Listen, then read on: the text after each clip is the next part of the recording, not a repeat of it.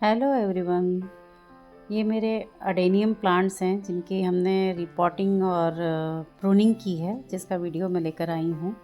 ये सारे adenium plants हमारे हैं और इनमें बहुत ज़्यादा फ्लावरिंग थी। नवंबर दिसंबर तक इसमें काफ़ी फ्लावरिंग हुई है और दिसंबर में फिर ये डॉर्मेंसी में चले जाते हैं विंटर्स में। ये विंटर के टाइम का है, मतलब जनवरी का है। ये उस समय का प्लांट है, उस समय इसमें फ्लावर्स बहुत नहीं थे और इसका अब हम रिपोर्टिंग करेंगे। इतना बड़ा, ये करीब हमारा 8-9 साल पुराना अडेनियम प्लांट है और इसको हम अब रिपोर्टिंग कर रहे हैं, जिसका वीडियो मैं बना रही हूँ। और ये इस तरह से इसको इसके पॉट में से निकाल रहे हैं, मिट्टी चारों तरफ से हटा के। और इस तरह से सारी मिट्टी इसकी झाड़नी पड़ेगी, क्योंकि बहुत पुरानी मिट्टी, करीब पिछले साल, मतलब 1-1.5 साल हो गए इसका हमने रिपोर्टिंग किया था। और इसमें ये छोटी छोटी चींटियाँ अंदर, देखिए इतना ज़्यादा चींटियाँ वगैरह लग गई है इसके अंदर। ये चींटियाँ भी नुकसान करती है, ये अपने अंडे दे देती हैं अंदर और इसी में फिर फंगस का भी डर होता है। एडेनियम को फंगस से बचाना बहुत ज़रूरी होता है। और ये इस तरह से सारी मिट्टी, इसकी पुरानी जितनी मिट्टी है सारी झाड़ी जा रही है, सारा निकाल रहे हैं। और ये कहीं कहीं फंगस थोड़ा सा लग गया है, जैसे रूट रॉट का ज़्यादा इसमें डर रहता है, तो वो कहीं कहीं फंगस लगा है। तो ये सारा इस तरह से निकाल के इसकी मिट्टी, अब इसको पूरी तरह से वॉश करेंगे पानी में, अच्छी तरह से इसको वॉश कर रहे हैं।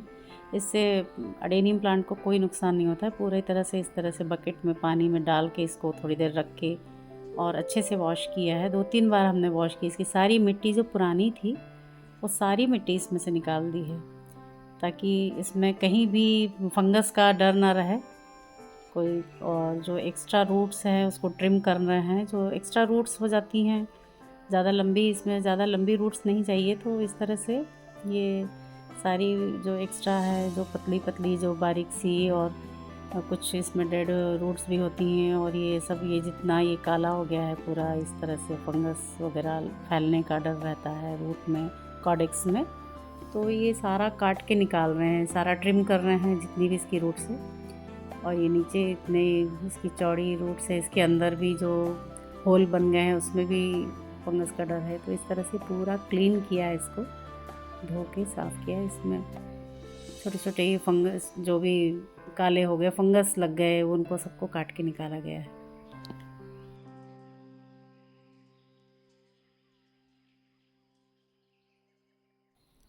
ये छोटे छोटे कहीं कहीं काले काले हो गए, ये सब फंगस लगा है इसमें। तो ये काले हो जाना, धीरे धीरे बढ़ेंगे, फिर ये कॉडेक्स को नुकसान करते हैं। कॉडेक्स यानी जो इसकी स्टेम, मोटी स्टेम होती है ऊपर की तरफ।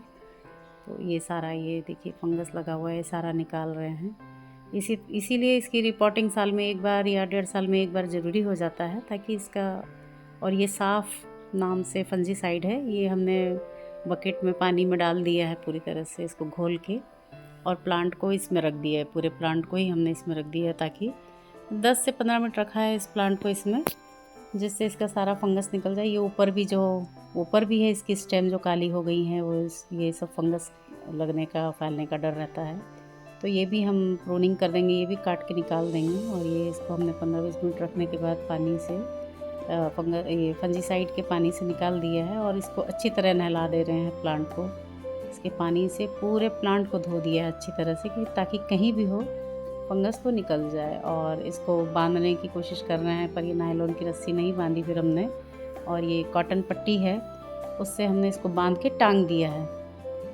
4-5 दिन हमने इसको ऐसे टांगा रखा था। और 4-5 दिन में इसका पूरी तरह सूख गया था, और उससे इसको नुकसान नहीं होता है। और ये इस तरह से काट के इसकी सारी स्टेम निकाल रहे हैं, प्रूनिंग कर रहे हैं। साफ़ ब्लेड या नाइफ़ से इसकी प्रूनिंग, मतलब इसकी कटिंग कर सकते हैं। तो ये हम एकदम नई ब्लेड लिए हैं, उसी से इसकी कटिंग कर रहे हैं पूरा। ये 4-5 दिन तक इसको लटकाया हुआ था हमने यहाँ पे, और पूरी तरह सूख गया था इसका जो भी रूट्स वगैरह जो भी थी। और ये सब कटिंग करके निकाल रहे हैं, इसकी प्रूनिंग कर रहे हैं, ताकि कहीं भी अगर ऊपर भी कहीं फंगस, अब ये जितनी भी कटिंग हो जाएगी इसके अगल बगल से नई ब्रांचेस निकलेंगी और ज़्यादा ग्रो करेगा अच्छा। ये सारा कटिंग हो रही है इसकी पूरी।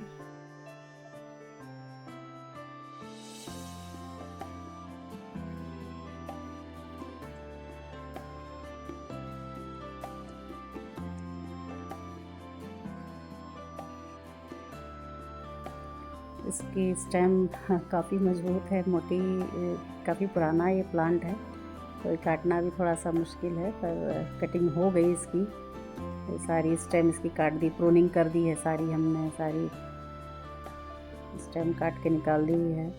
और अब इसके ऊपर ये फंजीसाइड लगा रहे हैं, ताकि जहाँ भी कट लगा है, जहाँ भी कट है उसमें कहीं फंगस का अटैक ना हो। ये इसके टिश्यूज़ बहुत सॉफ्ट होते हैं, ये जो अडेनियम है उसके, तो उसमें फंगस लगने का बहुत डर होता है। तो इस तरह से सारा हमने चारों तरफ फंजीसाइड लगा दिया है। और अब इसकी जो स्टेम जो काट के निकाली थी उस पर भी फंजीसाइड लगा दिया है। और इसका सॉइल मिक्स तैयार कर रहे हैं। ये कोकोपीट लिया है, ये वुड कोल है, लकड़ी, जली हुई लकड़ी का कोयला है। और ये लीफ कंपोस्ट है, लीफ कंपोस्ट, वर्मी कंपोस्ट लिया जा सकता है। वर्मी कंपोस्ट भी पूरी तरह से पुराना हो, सूखा हो। ये गार्डन सॉइल है।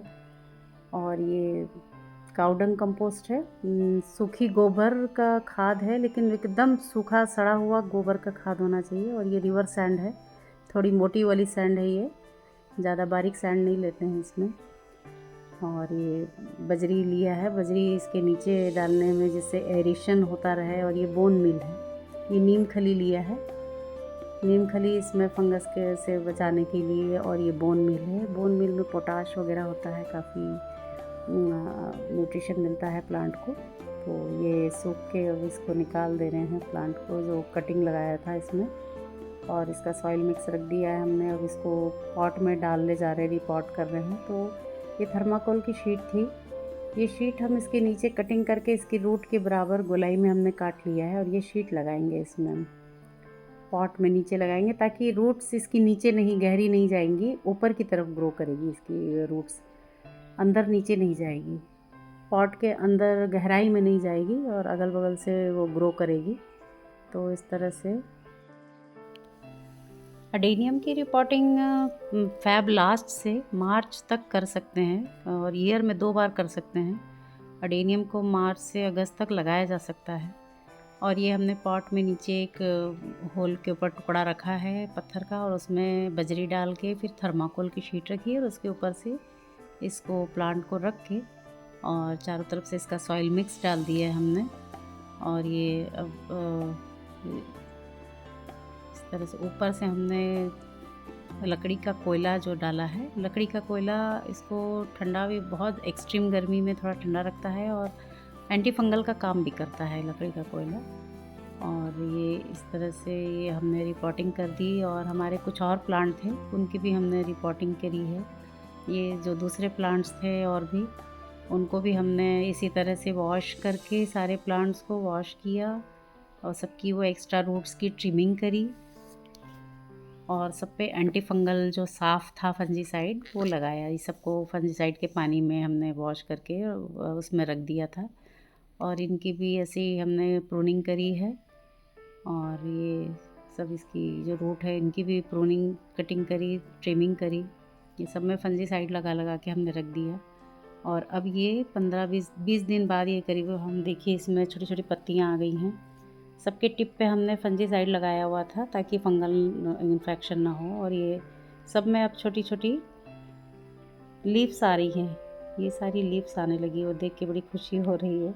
वैसे हर साल ही हम करते हैं, लेकिन ये अच्छा लगता है जब भी इसमें लीव्स आती है, तो ये बहुत अच्छा लगे। सारी लीफ ये जो बड़े वाले प्लांट का भी हमने किया था, इसमें भी बारीक सी लीफ आ रही है साइड से, जितने भी कट लगाए उनके साइड से लीव्स आने शुरू हो गई हैं। अब ये नई स्टेम बन जाएगी इसमें, ये और थोड़ा सा घना हो जाएगा और फ्लावरिंग बहुत ज़्यादा होगी। इस तरह से कटिंग, प्रूनिंग और रिपोर्टिंग करने से इसमें फ्लावर्स, ये देखिए सारी छोटी छोटी सी पत्तियाँ आने लगी हैं। ये 20-22 दिन करीब हुआ है। और इस तरह से अप्रैल तक हम इसकी रिपोर्टिंग कर सकते हैं अडेनियम की। और गर्मी का मौसम इसको बहुत पसंद होता है, इसमें बहुत ज़्यादा ग्रो करता है। सर्दियों में इसको शेडी एरिया में रख देना चाहिए, ताकि इस पर ठंड का, और बारिश में भी इसको शेडी में एरिया में रखना चाहिए, ताकि बारिश के पानी से नुकसान ना हो। और ये देखिए नई पत्तियाँ आ गई हैं इनमें। अब ये थोड़ा टेम्परेचर बढ़ेगा तो बहुत ज़्यादा फ्लावरिंग होगी इसमें। Thanks for watching.